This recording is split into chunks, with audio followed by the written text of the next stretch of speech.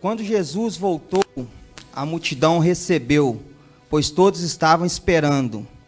Um homem chamado Jairo, chefe da sinagoga, chegou e prostou-se aos pés de Jesus, rogando-lhe entre em sua casa, porque tinha uma filha única de quase 12 anos que estava à beira da morte. E indo ele, apertando a multidão. Verso de número 49. Quando ele ainda falava, chegou alguém da casa de um dos seus dirigentes da sinagoga e disse: a tua filha está morta, não incomodes o mestre. Jesus, porém, ouvindo isso, respondeu: não temas, crês somente, e ela será curada. Chegando à casa, ninguém deixou entrar, exceto Pedro, Tiago, João, bem como o pai e a sua mãe da menina. Todos choravam e lamentavam. Ele disse: não chores, ela não está morta, mas dorme. Versículo 53. E riam-se dele, pois sabiam que ela estava morta. 54, para finalizar. Ele, porém, pegando pela mão, disse: levanta, menina. Amém? Pode se assentar, em nome do Senhor Jesus. Aleluias.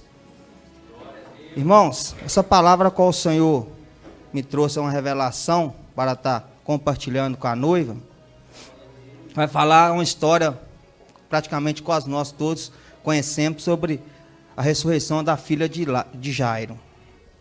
E é interessante, amados, que o início do caminhada do Jairo aqui, Jairo era uma pessoa a qual sim era conhecido como príncipe da sinagoga ali, né, falando que ele era o chefe da sinagoga.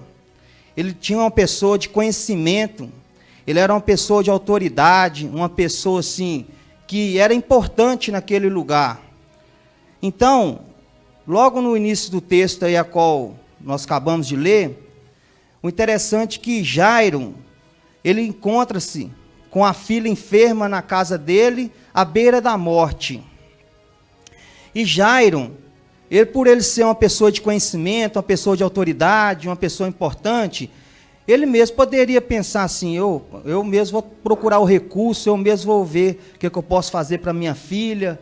Mas não, Jairo teve assim uma sabedoria, uma inteligência. Da primeira coisa que Jairo fez é buscar o mestre, buscar Jesus. Então Jairo, ele foi no lugar certo, ele foi atrás de Jesus para Jesus curar a filha dele. E aí o versículo 41 em diante, ele vai dizer que Jairo foi atrás de Jesus para que Jesus manifestasse a cura na filha dele. Ele estava com medo da filha dele, se falecer.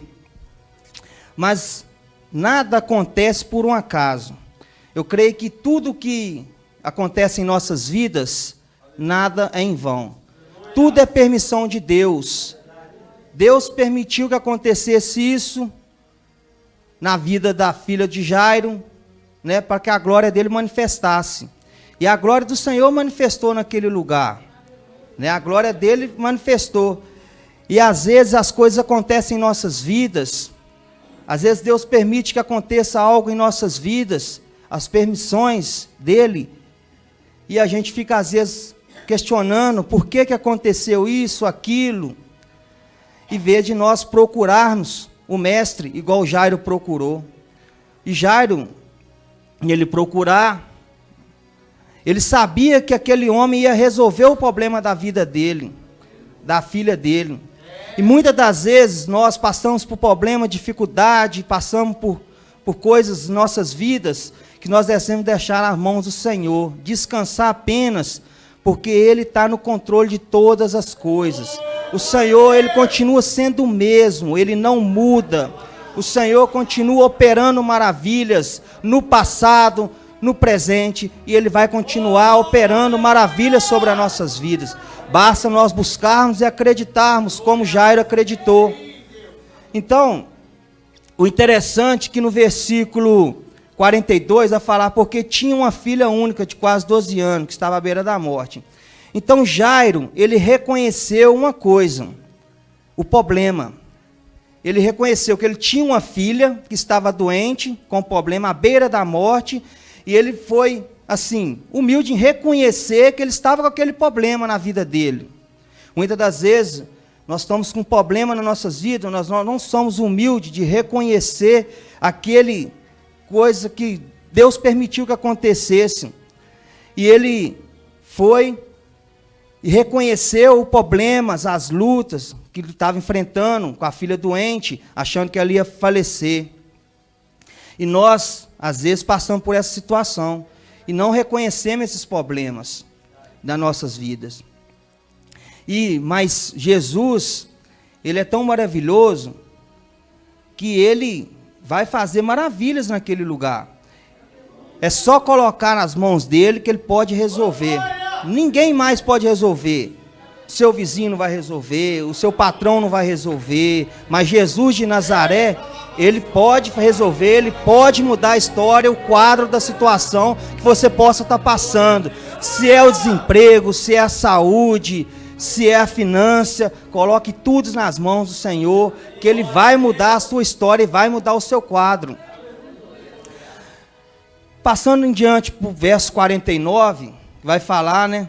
O verso 49, que quando ele ainda falava, chegou alguém da casa de um dos dirigentes da sinagoga, aquelas pessoas que estavam lá também, fazia parte da sinagoga, chegou dizendo: a tua filha está morta, não incomode o mestre. Isso me chamou bastante atenção, porque está falando que chegou alguém da casa de um dos dirigentes. Isso me trouxe, dentro da palavra, que a gente tem que tomar bastante cuidado com as pessoas que estão do nosso lado. Tem que tomar bastante cuidado com as pessoas que estão do nosso lado. Porque eles chegaram falando, ela já morreu, não incomode mais o mestre, ela já está morta, não vai adiantar nada você trazer Jesus aqui, ela não incomode o mestre não. Muitas das vezes isso acontece em nossa vida atual. Quantas pessoas estão do nosso lado? Não vai dar certo, não adianta, você vai fazer isso, mas não vai dar certo, não mexe com isso não, faz outra coisa. Quantas pessoas negativas estão do nosso lado falando isso, como aqueles dirigentes que falou isso com Jairo. Eu creio que, acho que Jairo deve ter ficado com o coração assim, oh meu Deus, por que eles estão falando isso comigo, sendo que eu estou do lado daquele que pode mudar, transformar, pode ressuscitar. Eles parecem que não conheciam Jesus, até Jesus entrar naquela casa. Então, tome cuidado, amada igreja, com a pessoa que anda do seu lado, que acha que é seu amigo. Cuidado. O amigo nós temos é Jesus. Ele é nosso amigo, verdadeiro amigo e fiel em nossas vidas. No verso 50, vai falar: Jesus, porém, ouvindo, isso respondeu: não temas, crê somente e ela será curada. Olha que interessante, Jesus estava ouvindo.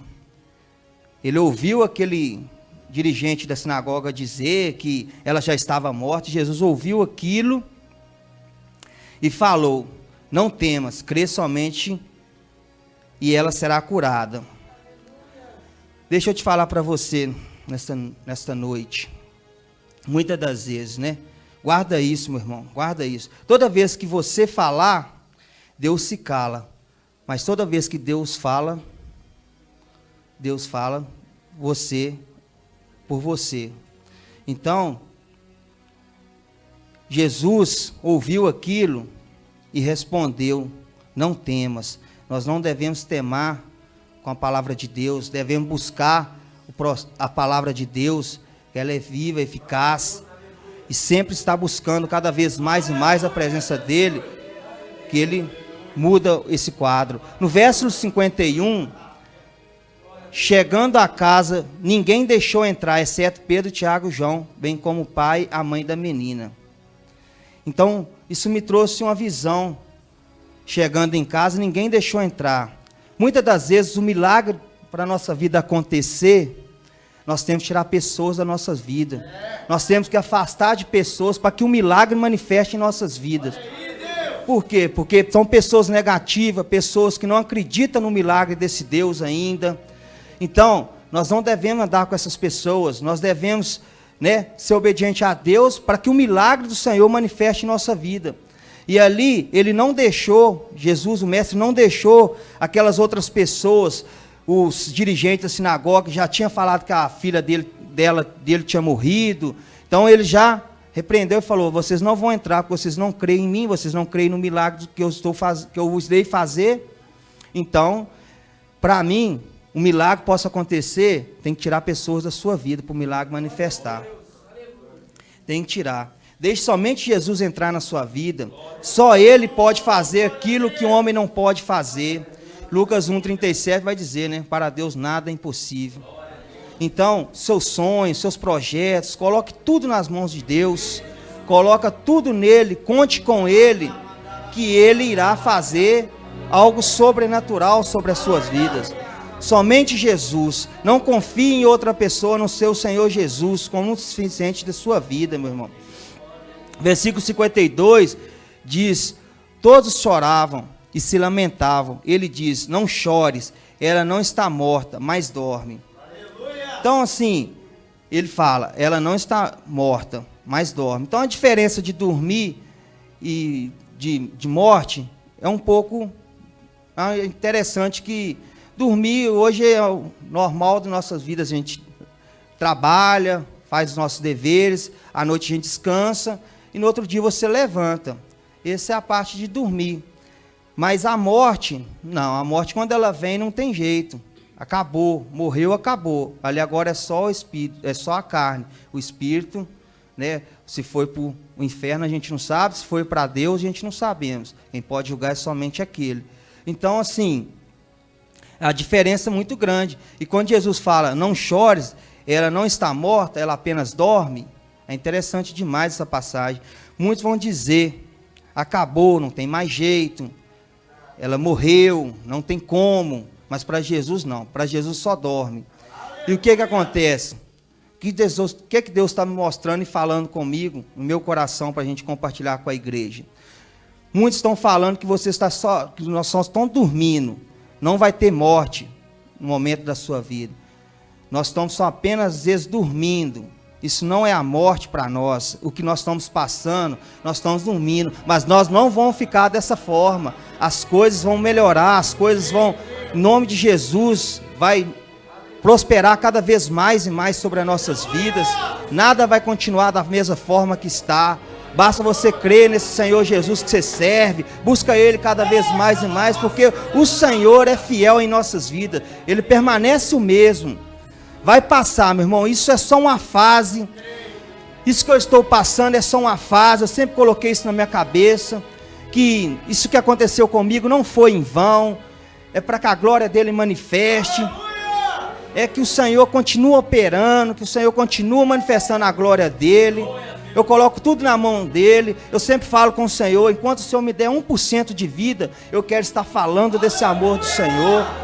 Enquanto eu tiver 1% da minha vida ainda, porque para os médicos, eu não poderia nem estar aqui mais, mas eu creio nesse poder do Senhor Jesus tanto, que no dia que eu fiz a cirurgia agora, dia 13 de julho, eu fiz a cirurgia da biópsia do fígado, e quando foi dia 27 eu tive o resultado. Aí eu fui na consulta, tive 2 consultas com o cirurgião, e depois eu ia passar com minha médica, que me faz o tratamento. E na hora que eu entrei, eu já estava com aquela fé mesmo, que eu sei que eu estava curado, que Deus já tinha me mostrado aquilo. E aí, quando eu levei o resultado da biópsia, que o médico abriu, olhou para mim assim e falou: eu tenho um resultado bom para você. Você queria receber essa notícia? Eu falei: é lógico, doutor. Ele falou: então, não aponta nada no seu fígado mais. Está tudo tranquilo. Quanto a nós aqui, você está liberado. Não tem nenhum tipo de magnilidade no seu fígado, a biópsia deu negativo. Aí eu falei: Deus é fiel. Olhei para o outro e falei: Deus é fiel. Aí me liberou, me deu a alta dele, e aí eu tive a consulta com a outra médica minha. Só que assim, essa médica, parece que ela é igual o Tomé, né? Só acredita vendo mesmo. E ela falou: mas eu vou pedir você mais uns 5 exames aí. Eu também quero te dar essa notícia, mas parece que não dá nem para acreditar, porque foi muito rápido as coisas. Eu falei: não, mas Deus é fiel, Deus é tremendo. Falei: doutora, Deus é Deus sobrenatural, a gente não pode nem questionar o que Deus faz em nossas vidas.